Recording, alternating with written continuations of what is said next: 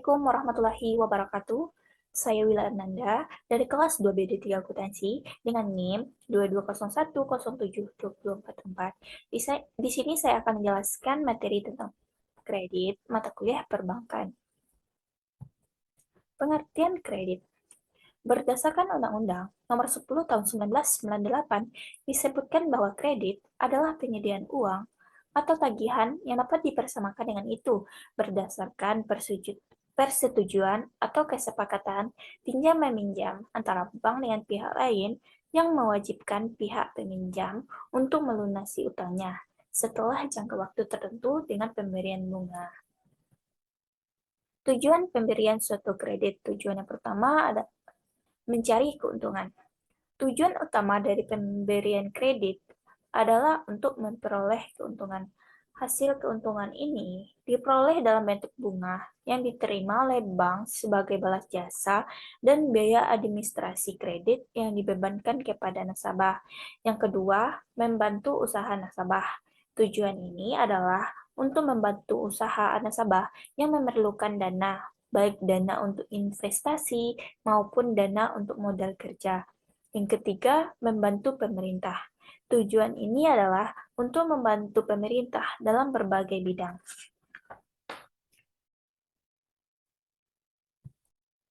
Fungsi pemberian suatu kredit. Fungsi yang pertama, untuk meningkatkan daya guna uang. Yang kedua, untuk meningkatkan peredaran dan lalu lintas uang. Yang ketiga, untuk meningkatkan daya guna barang. Yang keempat, untuk meningkatkan peredaran barang. Yang kelima, untuk sebagai alat stabilitas ekonomi. Yang keenam, untuk meningkatkan kegairahan berusaha. Yang ketujuh, untuk meningkatkan pemerataan pendapatan. Yang kedelapan, untuk meningkatkan hubungan internasional. Unsur-unsur kredit. Adapun unsur-unsur yang terkandung dalam pemberian suatu fasilitas kredit sebagai berikut. Yang pertama, kepercayaan. Kepercayaan merupakan suatu keyakinan bagi si pemberi kredit bahwa kredit yang diberikan, baik berupa uang, barang, atau jasa, benar-benar diterima kembali di masa yang akan datang sesuai jangka waktu kredit. Yang kedua, kesepakatan. Kesepakatan dalam kredit pasti ada kesepakatan antara lain bahwa pihak satu akan menyerahkan uang atau barang dan pihak kedua akan mengembalikan uang atau barang tersebut di kemudian hari. Kesepakatan ini dituangkan dalam suatu perjanjian di mana masing-masing pihak ditandai dengan penandatanganan hak dan kewajiban yang disaksikan oleh notaris. Yang ketiga, jangka waktu. Setiap kredit pasti ada jangka waktunya, bisa dalam jangka waktu pendek, jangka waktu menengah, maupun jangka waktu panjang. Yang keempat, risiko. Adanya suatu tenggang waktu, pengembalian kredit akan menyebabkan suatu risiko tidak tertagihnya atau macetnya pemberian suatu kredit. Semakin panjang waktu kredit, maka akan semakin besar risikonya. Begitu pula sebaliknya. Risiko menjadi tanggung jawab bank, baik risiko disengaja oleh nasabah yang lalai maupun risiko yang tidak disengaja. Yang kelima, balas jasa. Bagi bank, balas jasa merupakan keuntungan atau pendapatan atas pemberian suatu kredit. Jenis-jenis kredit. Secara umum, jenis-jenis kredit dapat dilihat dari berbagai segi, antara lain yang pertama, dilihat dari segi kegunaan. Dilihat dari segi kegunaan juga terbagi atas dua. Yang pertama, kredit investasi. Yang kedua, kredit modal kerja. Yang kedua, dilihat dari segi tujuan kredit. Dilihat dari segi tujuan kredit ini juga terbagi atas tiga. Yang pertama, kredit produktif. Yang kedua, kredit konsumtif. Yang ketiga, kredit perdagangan. Yang ketiga, dilihat dari segi jangka waktu. Dilihat dari segi jangka waktu, terbagi juga atas tiga. Yang pertama, kredit jangka waktu pendek. Yang kedua, kredit jangka waktu menengah. Yang ketiga, kredit jangka waktu panjang. Yang keempat, dilihat dari segi jaminan. Dilihat dari segi jaminan terbagi juga atas dua. Yang pertama, kredit dengan jaminan. Yang kedua, kredit tanpa jaminan. Yang kelima, dilihat dari segi sektor usaha. Dilihat dari segi sektor usaha juga terdiri dari beberapa. Yang pertama, kredit pertanian. Yang kedua, kredit peternakan. Yang ketiga, kredit industri. Yang keempat, kredit pertambangan. Yang kelima, kredit pendidikan. Yang keenam, kredit profesi. Yang ketujuh, kredit perumahan. Prinsip-prinsip pemberian kredit. Prinsip-prinsip pemberian kredit ini juga dianalisis menjadi dua, yaitu prinsip penilaian 5C dan prinsip penilaian 7P. Prinsip prinsip penilaian 5C yang pertama adalah karakter. Karakter merupakan sifat atau watak seseorang, sifat atau watak dari orang-orang yang akan diberikan kredit benar-benar harus dapat dipercayai. Yang kedua, capacity. Capacity adalah analisis untuk mengetahui kemampuan nasabah dalam membayar kredit. Yang ketiga, kapital. Kapital merupakan kriteria bagi nasabah yang mengajukan kredit usaha. Pihak pemberian kredit perlu mengetahui modal yang dimiliki sebelum memberikan persetujuan. Yang keempat, condition. Dalam menilai kredit, hendaknya juga dinilai kondisi ekonomi, sosial, dan politik yang ada sekarang, dan prediksi untuk di masa yang akan datang. Yang kelima, kolateral. Kolateral merupakan jaminan yang diberikan calon nasabah, baik yang bersifat fisik maupun non-fisik. Selanjutnya, prinsip penilaian 7P. Yang pertama, personality. Personality yaitu menilai nasabah dari segi kepribadian atau tingkah lakunya sehari-hari maupun kepribadiannya di masa lalu. Yang kedua, party.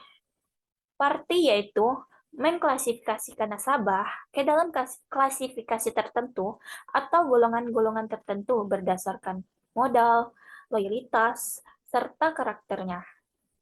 Yang ketiga, purpose.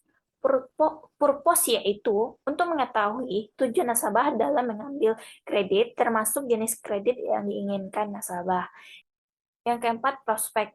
Prospek yaitu untuk menilai usaha nasabah di masa yang akan datang, menguntungkan atau tidak, atau dengan kata lain, mempunyai prospek atau sebaliknya. Yang kelima, payment. Payment merupakan ukuran sebagai cara nasabah dalam mengembalikan kredit yang telah diambil atau dari sumber mana saja dana untuk pengembalian kredit. Selanjutnya, profitability. Profitability yaitu untuk menganalisis bagaimana kemampuan nasabah dalam mencari laba. Selanjutnya, protection. Protection tujuannya adalah bagaimana menjaga agar kredit yang diberikan mendapatkan jaminan perlindungan, sehingga kredit yang diberikan benar-benar aman. Aspek-aspek pemberian kredit. Aspek-aspek pemberian kredit terdiri juga atas 7. Yang pertama, aspek yuridis atau hukum. Aspek ini dinilai adalah masalah legalitas badan usaha serta izin-izin yang dimiliki perusahaan yang mengajukan kredit. Yang kedua, aspek pasar dan pemasaran. Dalam aspek ini, yang dinilai adalah besar kecilnya permintaan terhadap produk yang dihasilkan sekarang ini dan di masa yang akan datang, sehingga diketahui prospek pemasaran produk tersebut. Yang ketiga, aspek keuangan.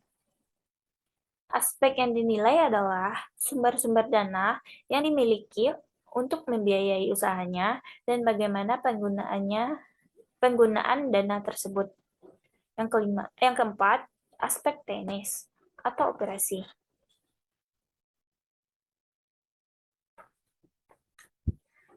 Aspek teknis atau operasi merupakan aspek yang membahas masalah yang berkaitan dengan produksi, lokasi, dan layout seperti kapasitas mesin yang digunakan. Yang kelima, aspek manajemen. Aspek ini digunakan untuk menilai struktur organisasi perusahaan, sumber daya manusia yang dimiliki, serta latar belakang pendidikan dan pengalaman sumber daya manusianya. Yang keenam, aspek sosial ekonomi.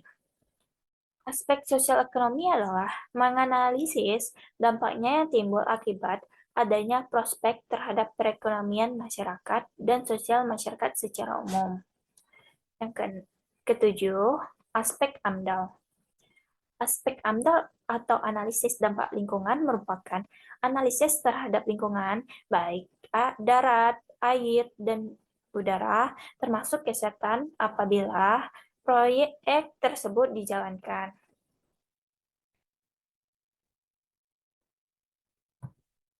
Prosedur pemberian kredit. Prosedur pemberian kredit yang pertama, pengajuan berkas-berkas. Dalam hal ini, permohonan kredit mengajukan permohonan kredit yang dituangkan dalam suatu proposal. Yang kedua, penyelidikan berkas pinjaman. Apakah berkas yang diajukan sudah lengkap sesuai persyaratan dan sudah benar termasuk menyelidiki keabsahan berkas.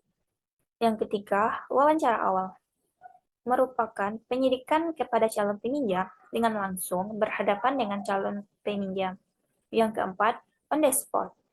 On the spot merupakan kegiatan pemeriksaan ke lapangan dengan meninjau berbagai objek yang akan dijadikan usaha atau jaminan. Yang kelima, wawancara dua. Wawancara dua merupakan kegiatan perbaikan berkas jika mungkin ada kekurangan-kekurangan pada saat setelah dilakukan on the spot di lapangan. Yang keenam, keputusan kredit. Keputusan kredit adalah untuk menentukan apakah kredit akan diberikan atau ditolak. Jika diterima, maka dipersiapkan administrasinya. Yang ketujuh, penandatanganan akad kredit atau perjanjian lainnya. Kegiatan ini merupakan kelanjutan dari diputuskannya kredit, maka sebelum kredit dicairkan, terlebih dahulu calon nasabah menandatangani akad kredit mengikat jaminan dengan hipotek dan surat perjanjian atau pernyataan yang dianggap perlu. Yang kedelapan, realisasi kredit. Realisasi kredit diberikan setelah penandatanganan akad kredit dan surat-surat yang diperlukan dengan membuka rekening giro atau tabungan di bank yang bersangkutan. Yang kesembilan, penyaluran atau penarikan dana. Penyaluran atau penarikan dana adalah pencairan atau pengambilan uang dari rekening sebagai realisasi dari pemberian kredit dan dapat diambil sesuai dengan ketentuan dan tujuan kredit. Selanjutnya, teknik penyelesaian kredit macet. Teknik yang pertama dari pihak perbankan. Dari pihak perbankan, artinya, dalam melakukan analisisnya, pihak analisis kurang teliti, sehingga apa yang seharusnya terjadi tidak diprediksi sebelumnya atau mungkin telah salah dalam melakukan perhitungan. Yang kedua, dari pihak nasabah. Dari pihak nasabah, kemacetan kredit dapat dilakukan akibat dua hal, yaitu adanya unsur kesengajaan.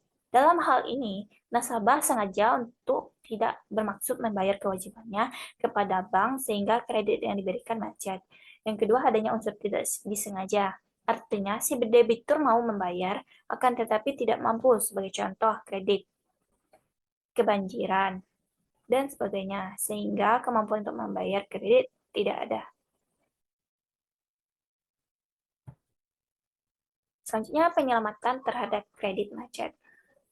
Hal yang dilakukan dengan cara yang pertama, rescheduling. Rescheduling merupakan suatu tindakan yang diambil dengan cara memperpanjang jangka waktu kredit atau jangka waktu angsuran. Yang kedua, reconditioning.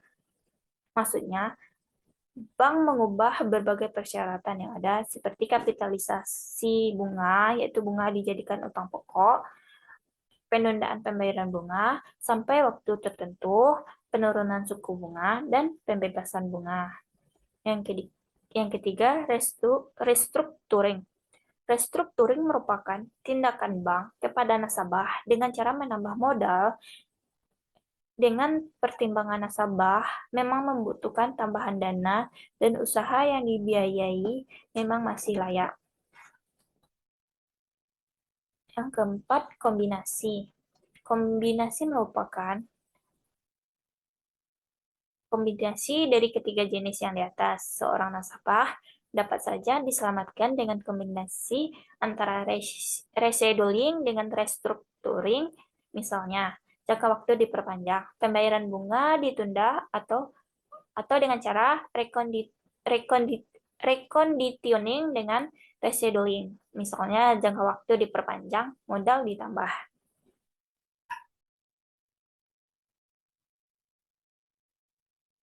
Yang kelima, penyitaan jaminan. Ini merupakan jalan terakhir apabila nasabah sudah benar-benar tidak punya iktikat, baik ataupun sudah tidak mampu lagi untuk membayar semua utang-utangnya. Itulah sedikit penjelasan tentang materi kredit yang dapat dijelaskan oleh saya. Saya akhiri dengan Assalamualaikum warahmatullahi wabarakatuh.